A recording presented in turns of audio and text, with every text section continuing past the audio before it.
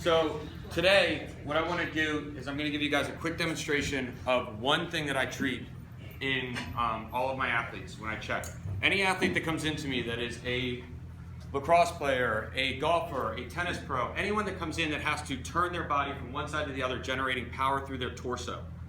One of the biggest issues they have is restriction through the back, through the area coming across their lat, which is this muscle here, into their opposite side glute.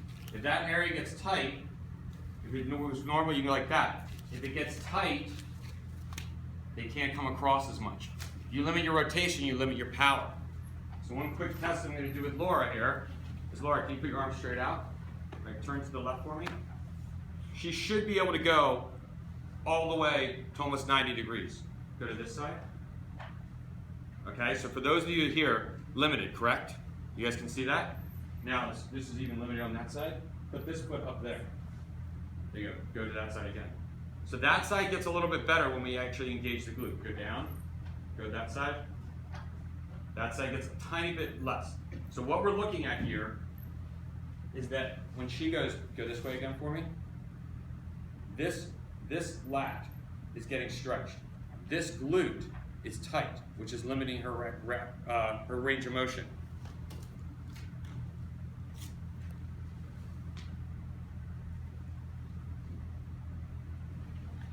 So with just a few needles, I'm going to be able to change that. Are we supposed to yell ouch or anything?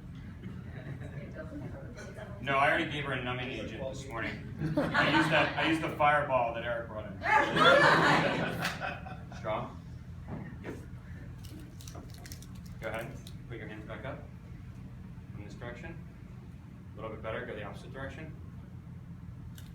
Strong. And go. Strong. Yeah. Good. Wait a second. I usually make bad faces.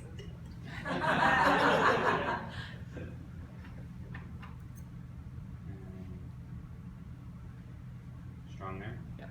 Yep. Go ahead. One side. Yep. See the increase right there? She went about 5 to 10 degrees more. Go the opposite side. And now we're going to get rid of that glute restricting her. One more needle.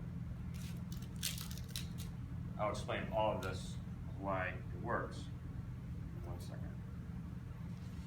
Feel that strong right there? Yep. Good. Go ahead. Which way? And now bring this leg up. This direction. There we go. I didn't force that. There you go. You're done. You're needle free. Thank you very much. So, why does that work? It has to do with fascia. Fascia is the packing tape of our body. It connects everything. If we just had muscles and bones, we'd fall down. Fascia connects everything. It's like, the reason I call it the packing tape of the body, we've all had that package that we had took the sharpest knife in your house to open because it had that strapping tape. That is exactly what fascia looks like. For years, fascia was actually, in all the diagrams, most of the diagrams you see, they just show muscles, ligaments, they show tendons. They do not show fascia in most of the anatomy books because they just scraped it off, they didn't think it was important, and they threw it to the side when they were doing cadaver studies. So where is the fascia? Why is it? Andrew Taylor Still is an osteopath, said fascia is the place to look for the cause of disease and the place to consult and begin the action of remedies in all diseases. By its action we live, by its failure we die. The fascia is the ground in which all cause of death to the destruction of life. Fascia, in my opinion, is exactly what meridians are in acupuncture. The reason so many Western medical practitioners have said acupuncture is placebo or acupuncture doesn't exist is because they've done cadavers. And when they cut into a cadaver, the first complaint they say, where are the meridians? The meridians are fascia. If you go in, oh, this video's not playing. So,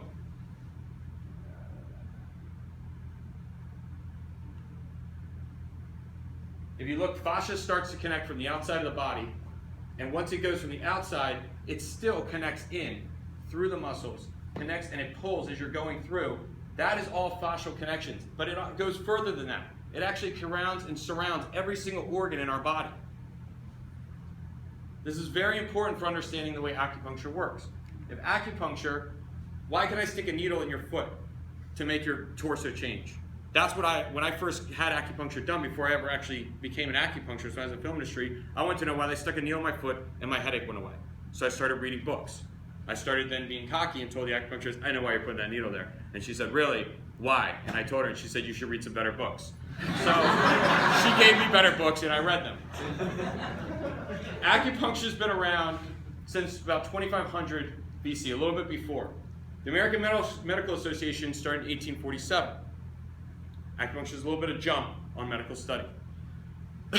Back then, we did not have the same scalpels. They did not have the same imaging tools to understand what was going on in the body. So since it was based around Taoist priests that started acupuncture and started the study, they looked at the world around them, and that's how they studied the world. And they explained it through meridians. They explained it through movement of energy. They explained it through that. They did not know that they were working with meridians. But if you look at all the classic texts, and now that we're understanding that with new modern science, we're actually changing the understanding of acupuncture. These are what meridians look like just in the arm. We have them through the legs, we have them through the torso, we have them through the body. This is what we're doing when we stick needles in. We're actually affecting those meridians. And this is a video showing you the meridians in the arm. This is a study that was done at UVM by Helen Langevin. These studies, she actually went and checked the fascial binding sites in an arm to the actual meridian and acupuncture points that were done in 2500 BC. It matched up on 80%. 80% of the ones in the arm matched up to fascial binding sites that were the traditional acupuncture points. Pretty awesome. So why did that just work with what I did? If you look here, that's your lat. That comes down here into the glute, which comes down here into the hamstring.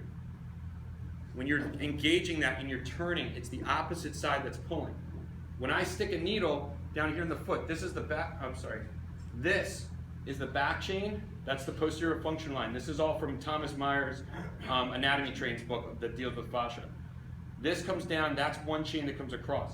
But it also has to bind. In the principles of yin and yang is that you have to balance everything out. So if I have one area that's tight, some other area if one area is shortened, one area that has to be stretched longer. So if this lat is short, then the front side of here in this functional spiral line is going to be pulling tight. When I stuck the needle down here in Alora's foot, it actually released this part of the chain right here, giving her more range of motion back here. That's what I look like. That's what I look for in every single one of my patients. If a patient comes in and they go, oh, I've got neck pain, I've got this shoulder pain, first thing I do is I put them in front of a chart. I look at them, I say, what's going on with their pelvis? Are they rotated? Are they tilted forward? Are they tilted back? Is their head, if you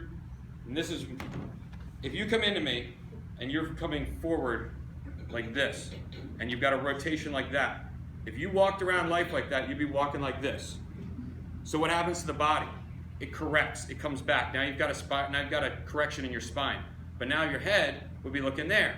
So this all goes like that, but then your head goes like this. So now you've just created an entire spiral down your back. All of those muscles through the neck, the shoulders, the back, the hips, the butt are all engaged. If you're an athlete that does that over and over and over again, every time you do your sport, you're straining extra muscles, causing weakness, causing overuse injuries, which then leads you to myself and to Ollie and to everyone else in here, Tyler, Rod, that works with that. It's good for our business, it's bad for your health. And 18 seconds. I will have to do, the next time I talk, I will explain to you how this works from the beginning to the end. But thank you very much. That was, I tried to give you guys about a 2-hour lecture in about 10 minutes. Thank you, there, I got to that.